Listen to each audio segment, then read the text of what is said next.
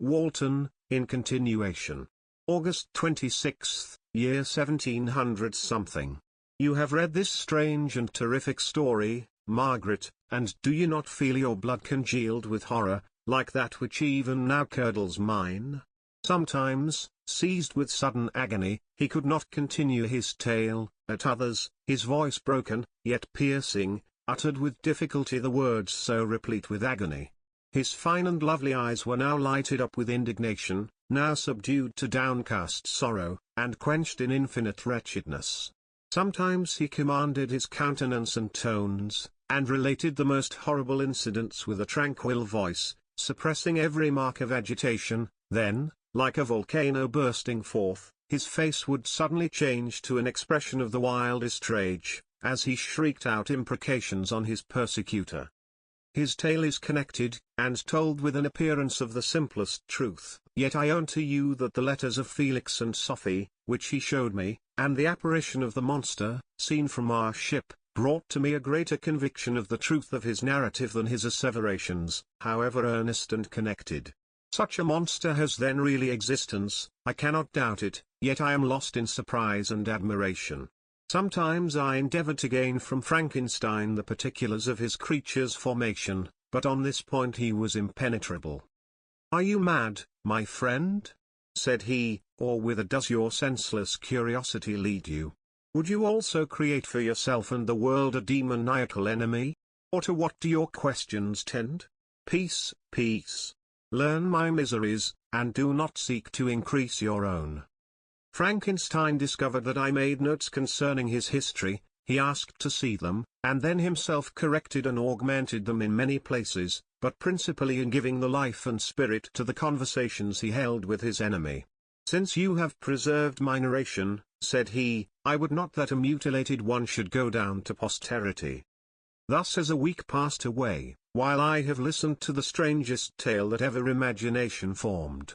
My thoughts, and every feeling of my soul, have been drunk up by the interest for my guest, which this tale, and his own elevated and gentle manners have created.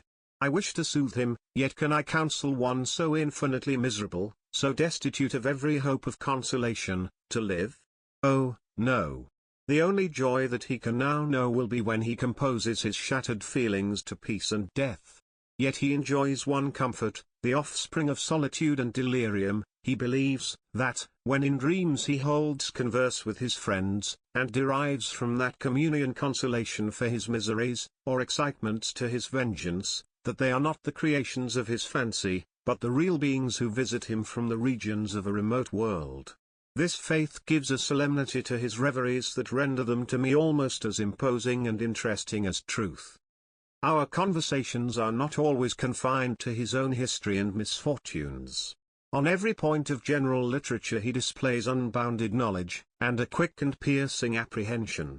His eloquence is forcible and touching, nor can I hear him, when he relates a pathetic incident, or endeavors to move the passions of pity or love, without tears.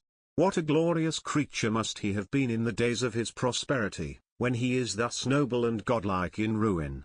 He seems to feel his own worth, and the greatness of his fall. "When younger," said he, "I felt as if I were destined for some great enterprise. My feelings are profound, but I possessed a coolness of judgment that fitted me for illustrious achievements. This sentiment of the worth of my nature supported me, when others would have been oppressed, for I deemed it criminal to throw away in useless grief those talents that might be useful to my fellow creatures. When I reflected on the work I had completed, no less a one than the creation of a sensitive and rational animal, I could not rank myself with the herd of common projectors. But this feeling, which supported me in the commencement of my career, now serves only to plunge me lower in the dust. All my speculations and hopes are as nothing, and, like the archangel who aspired to omnipotence, I am chained in an eternal hell. My imagination was vivid, yet my powers of analysis and application were intense. By the union of these qualities I conceived the idea, and executed the creation of a man. Even now I cannot recollect, without passion, my reveries while the work was incomplete. I trod heaven in my thoughts, now exulting in my powers, now burning with the idea of their effects.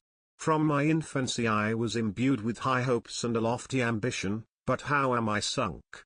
Oh, my friend, if you had known me as I once was, you would not recognize me in this state of degradation. Despondency rarely visited my heart, a high destiny seemed to bear me on, until I fell, never, never again to rise. Must I then lose this admirable being? I have longed for a friend, I have sought one who would sympathize with and love me. Behold, on these desert seas I have found such a one, but, I fear, I have gained him only to know his value, and lose him. I would reconcile him to life, but he repulses the idea. I thank you, Walton, he said, for your kind intentions towards so miserable a wretch, but when you speak of new ties, and fresh affections, think you that any can replace those who are gone? Can any man be to me as Clerval was, or any woman another Elizabeth? Even where the affections are not strongly moved by any superior excellence, the companions of our childhood always possess a certain power over our minds, which hardly any later friend can obtain. They know our infantine dispositions, which, however they may be afterwards modified, are never eradicated, and they can judge of our actions with more certain conclusions as to the integrity of our motives. A sister or a brother can never, unless indeed such symptoms have been shown early, suspect the other of fraud or false dealing, when another friend, however strongly he may be attached, may, in spite of himself, be invaded with suspicion. But I enjoyed friends, dear not only through habit and association, but from their own merits, and, wherever I am, the soothing voice of my Elizabeth, and the conversation of Clerval, will be ever whispered in my ear. They are dead, and but one feeling in such a solitude can persuade me to preserve my life. If I were engaged in any high undertaking or design, fraught with extensive utility to my fellow creatures, then could I live to fulfill it. But such is not my destiny, I must pursue and destroy the being to whom I gave existence, then my lot on earth will be fulfilled, and I may die. September 2nd. My beloved sister. I write to you, encompassed by peril, and ignorant whether I am ever doomed to see again dear England, and the dearer friends that inhabit it. I am surrounded by mountains of ice, which admit of no escape, and threaten every moment to crush my vessel. The brave fellows, whom I have persuaded to be my companions, look towards me for aid, but I have none to bestow. There is something terribly appalling in our situation, yet my courage and hopes do not desert me. We may survive, and if we do not, I will repeat the lessons of my Seneca, and die with a good heart. Yet what, Margaret, will be the state of your mind? You will not hear of my destruction, and you will anxiously await my return. Years will pass, and you will have visitings of despair, and yet be tortured by hope. Oh, my beloved sister, the sickening failings of your heartfelt expectations are, in prospect, more terrible to me than my own death. But you have a husband, and lovely children, you may be happy, heaven bless you, and make you so. My unfortunate guest regards me with the tenderest compassion. He endeavors to fill me with hope, and talks as if life were a possession which he valued. He reminds me how often the same accidents have happened to other navigators, who have attempted this sea, and, in spite of myself, he fills me with cheerful auguries. Even the sailors feel the power of his eloquence. When he speaks, they no longer despair, he rouses their energies, and, while they hear his voice, they believe these vast mountains of ice are molehills, which will vanish before the resolutions of man. These feelings are transitory, each day's expectation delayed fills them with fear, and I almost dread a mutiny caused by this despair. September 5th. A scene has just passed of such uncommon interest, that although it is highly probable that these papers may never reach you, yet I cannot forbear recording it. We are still surrounded by mountains of ice, still in imminent danger of being crushed in their conflict. The cold is excessive, and many of my unfortunate comrades have already found a grave amidst this scene of desolation. Frankenstein has daily declined in health, a feverish fire still glimmers in his eyes, but he is exhausted, and, when suddenly roused to any exertion, he speedily sinks again into apparent lifelessness. I mentioned in my last letter the fears I entertained of a mutiny. This morning, as I sat watching the wan countenance of my friend, his eyes half closed, and his limbs hanging listlessly, I was roused by half a dozen of the sailors, who desired admission into the cabin. They entered, and their leader addressed me. He told me that he and his companions had been chosen by the other sailors to come in deputation to me, to make me a demand, which, in justice, I could not refuse.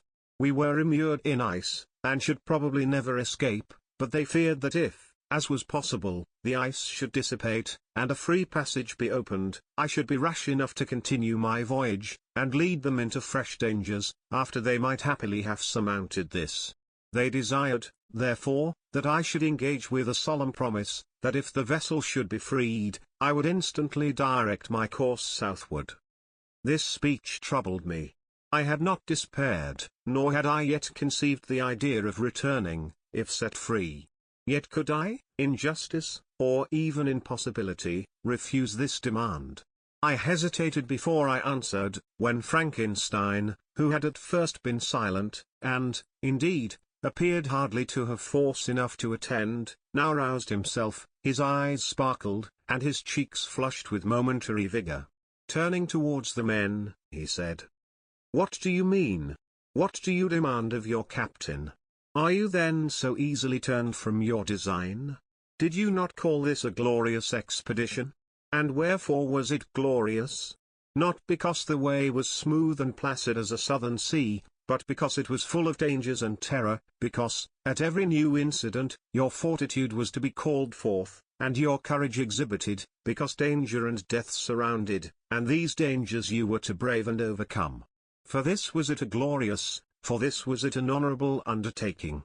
You were hereafter to be hailed as the benefactors of your species, your name adored, as belonging to brave men who encountered death for honor and the benefit of mankind.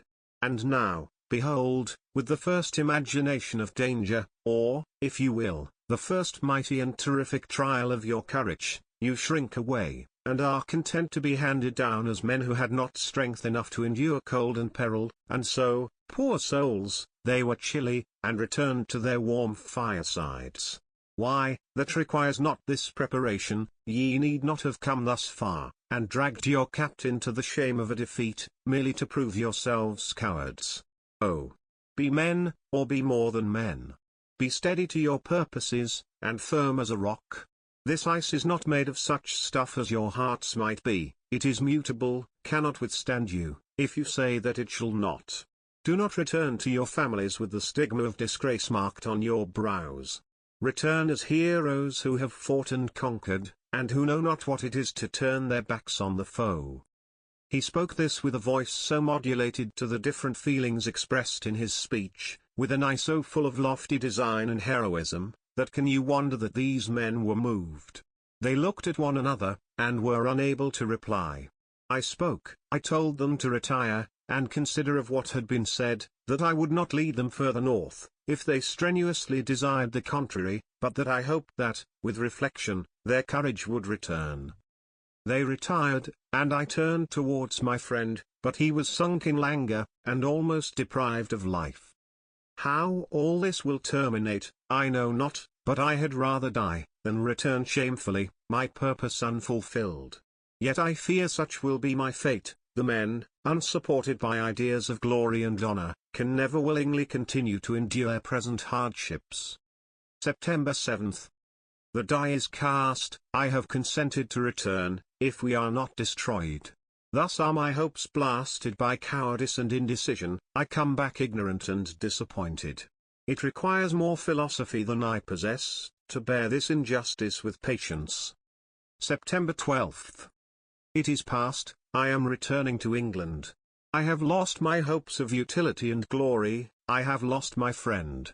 But I will endeavor to detail these bitter circumstances to you, my dear sister, and, while I am wafted towards England, and towards you, I will not despond.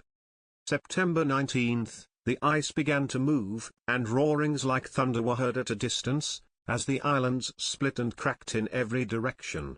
We were in the most imminent peril, but, as we could only remain passive, my chief attention was occupied by my unfortunate guest, whose illness increased in such a degree, that he was entirely confined to his bed.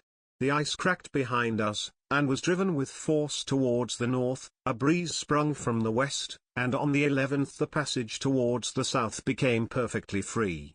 When the sailors saw this, and that their return to their native country was apparently assured, a shout of tumultuous joy broke from them, loud and long continued. Frankenstein, who was dozing, awoke, and asked the cause of the tumult. "They shout," I said, "because they will soon return to England." "Do you then really return?" "Alas! Yes, I cannot withstand their demands. I cannot lead them unwillingly to danger, and I must return." "Do so, if you will, but I will not. You may give up your purpose, but mine is assigned to me by heaven, and I dare not. I am weak, but surely the spirits who assist my vengeance will endow me with sufficient strength." Saying this, he endeavored to spring from the bed, but the exertion was too great for him, he fell back, and fainted. It was long before he was restored, and I often thought that life was entirely extinct. At length he opened his eyes, but he breathed with difficulty, and was unable to speak. The surgeon gave him a composing draught, and ordered us to leave him undisturbed. In the meantime he told me, that my friend had certainly not many hours to live. His sentence was pronounced, and I could only grieve, and be patient. I sat by his bed watching him, his eyes were closed, and I thought he slept, but presently he called to me in a feeble voice, and, bidding me come near, said, "Alas! The strength I relied on is gone, I feel that I shall soon die, and he, my enemy and persecutor, may still be in being. Think not, Walton, that in the last moments of my existence I feel that burning hatred, and ardent desire of revenge, I once expressed, but I feel myself justified in desiring the death of my adversary. During these last days I have been occupied in examining my past conduct, nor do I find it blamable. In a fit of enthusiastic madness I created a rational creature, and was bound towards him, to assure, as far as was in my power, his happiness and well-being. This was my duty, but there was another still paramount to that. My duties towards my fellow creatures had greater claims to my attention, because they included a greater proportion of happiness or misery. Urged by this view, I refused, and I did right in refusing, to create a companion for the first creature. He showed unparalleled malignity and selfishness. In evil, he destroyed my friends, he devoted to destruction beings who possessed exquisite sensations, happiness, and wisdom, nor do I know where this thirst for vengeance may end. Miserable himself, that he may render no other wretched, he ought to die. The task of his destruction was mine, but I have failed. When actuated by selfish and vicious motives, I asked you to undertake my unfinished work, and I renew this request now, when I am only induced by reason and virtue. Yet I cannot ask you to renounce your country and friends, to fulfill this task, and now, that you are returning to England, you will have little chance of meeting with him. But the consideration of these points, and the well-balancing of what you may esteem your duties, I leave to you. My judgment and ideas are already disturbed by the near approach of death. I dare not ask you to do what I think right, for I may still be misled by passion. That he should live to be an instrument of mischief disturbs me. In other respects this hour, when I momentarily expect my release, is the only happy one which I have enjoyed for several years. The forms of the beloved dead flit before me, and I hasten to their arms. Farewell, Walton. Seek happiness in tranquility, and avoid ambition, even if it be only the apparently innocent one of distinguishing yourself in science and discoveries. Yet why do I say this? I have myself been blasted in these hopes, yet another may succeed. His voice became fainter as he spoke, and at length, exhausted by his effort, he sunk into silence. About half an hour afterwards he attempted again to speak, but was unable. He pressed my hand feebly, and his eyes closed forever, while the irradiation of a gentle smile passed away from his lips. Margaret, what comment can I make on the untimely extinction of this glorious spirit? What can I say, that will enable you to understand the depth of my sorrow? All that I should express would be inadequate and feeble.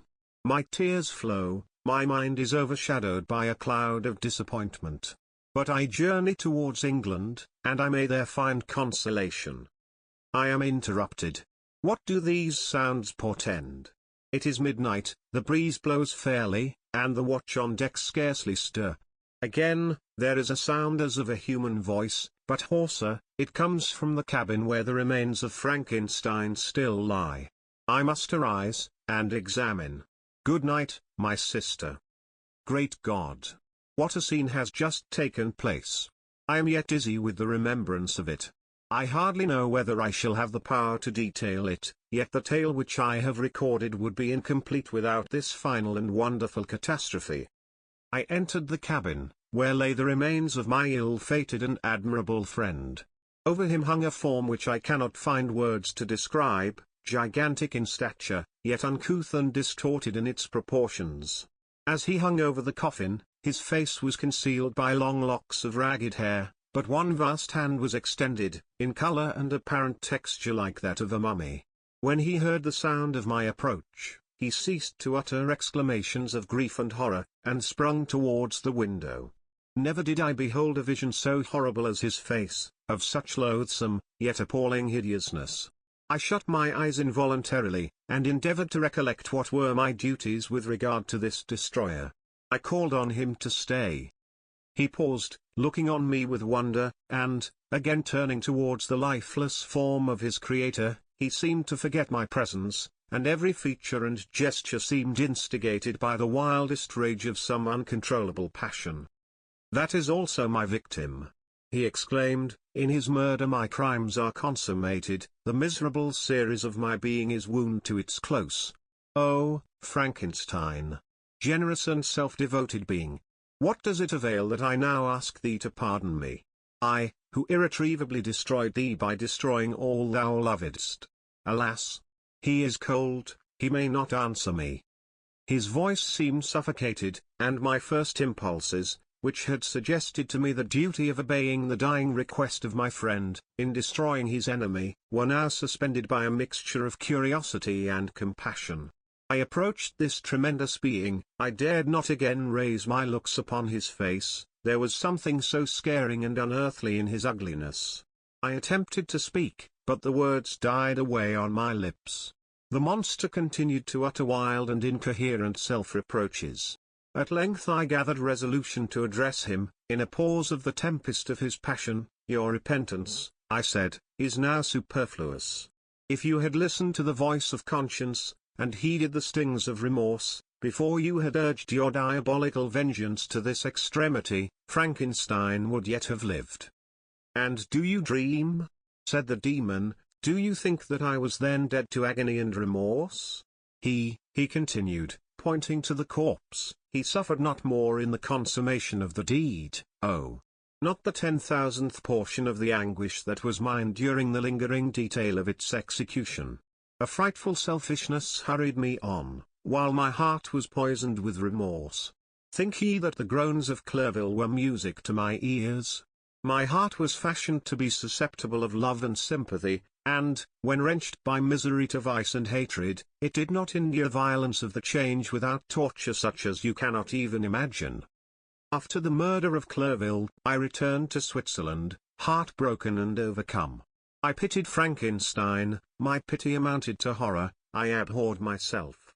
But when I discovered that he, the author at once of my existence and of its unspeakable torments, dared to hope for happiness, that while he accumulated wretchedness and despair upon me, he sought his own enjoyment in feelings and passions from the indulgence of which I was forever barred, then impotent envy and bitter indignation filled me with an insatiable thirst for vengeance. I recollected my threat, and resolved that it should be accomplished. I knew that I was preparing for myself a deadly torture, but I was the slave, not the master of an impulse, which I detested, yet could not disobey. Yet when she died, nay, then I was not miserable. I had cast off all feeling, subdued all anguish to riot in the excess of my despair. Evil thenceforth became my good. Urged thus far, I had no choice but to adapt my nature to an element which I had willingly chosen. The completion of my demoniacal design became an insatiable passion. And now it is ended, there is my last victim. I was at first touched by the expressions of his misery, yet when I called to mind what Frankenstein had said of his powers of eloquence and persuasion, and when I again cast my eyes on the lifeless form of my friend, indignation was rekindled within me. "Wretch," I said, "it is well that you come here to whine over the desolation that you have made. You throw a torch into a pile of buildings, and when they are consumed you sit among the ruins, and lament the fall. Hypocritical fiend! If he whom you mourn still lived, still would he be the object, again would he become the prey of your accursed vengeance. It is not pity that you feel, you lament only because the victim of your malignity is withdrawn from your power." "Oh, it is not thus," interrupted the being, "yet such must be the impression conveyed to you by what appears to be the purport of my actions. Yet I seek not a fellow feeling in my misery. No sympathy may I ever find. When I first sought it, it was the love of virtue, the feelings of happiness and affection with which my whole being overflowed, that I wished to be participated.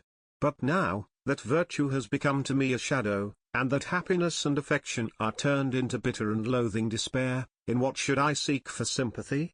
I am content to suffer alone, while my sufferings shall endure. When I die, I am well satisfied that abhorrence and opprobrium should load my memory. Once my fancy was soothed with dreams of virtue, of fame, and of enjoyment. Once I falsely hoped to meet with beings, who, pardoning my outward form, would love me for the excellent qualities which I was capable of bringing forth. I was nourished with high thoughts of honor and devotion. But now vice has degraded me beneath the meanest animal. No crime, no mischief, no malignity, no misery, can be found comparable to mine. When I call over the frightful catalogue of my deeds, I cannot believe that I am he whose thoughts were once filled with sublime and transcendent visions of the beauty and the majesty of goodness. But it is even so, the fallen angel becomes a malignant devil. Yet even that enemy of God and man had friends and associates in his desolation. I am quite alone. You, who call Frankenstein your friend, seem to have a knowledge of my crimes and his misfortunes. But, in the detail which he gave you of them, he could not sum up the hours and months of misery which I endured, wasting in impotent passions. For whilst I destroyed his hopes, I did not satisfy my own desires. They were forever ardent and craving, still I desired love and fellowship, and I was still spurned. Was there no injustice in this? Am I to be thought the only criminal, when all humankind sinned against me? Why do you not hate Felix, who drove his friend from his door with contumely? Why do you not execrate the rustic who sought to destroy the saviour of his child? Nay, these are virtuous and immaculate beings. I, the miserable and the abandoned, am an abortion, to be spurned at, and kicked, and trampled on. Even now my blood boils at the recollection of this injustice. But it is true that I am a wretch. I have murdered the lovely and the helpless, I have strangled the innocent as they slept, and grasped to death his throat who never injured me or any other living thing. I have devoted my Creator, the select specimen of all that is worthy of love and admiration among men, to misery. I have pursued him even to that irremediable ruin. There he lies, white and cold in death. You hate me, but your abhorrence cannot equal that with which I regard myself. I look on the hands which executed the deed, I think on the heart in which the imagination of it was conceived, and long for the moment when they will meet my eyes, when it will haunt my thoughts, no more. Fear not that I shall be the instrument of future mischief. My work is nearly complete. Neither yours nor any man's death is needed to consummate the series of my being, and accomplish that which must be done, but it requires my own. Do not think that I shall be slow to perform this sacrifice. I shall quit your vessel on the ice raft which brought me hither, and shall seek the most northern extremity of the globe. I shall collect my funeral pile, and consume to ashes this miserable frame, that its remains may afford no light to any curious and unhallowed wretch, who would create such another as I have been. I shall die. I shall no longer feel the agonies which now consume me, or be the prey of feelings unsatisfied, yet unquenched. He is dead who called me into being, and when I shall be no more, the very remembrance of us both will speedily vanish. I shall no longer see the sun or stars, or feel the winds play on my cheeks. Light, feeling, and sense, will pass away, and in this condition must I find my happiness. Some years ago, when the images which this world affords first opened upon me, when I felt the cheering warmth of summer, and heard the rustling of the leaves and the chirping of the birds, and these were all to me, I should have wept to die. Now it is my only consolation.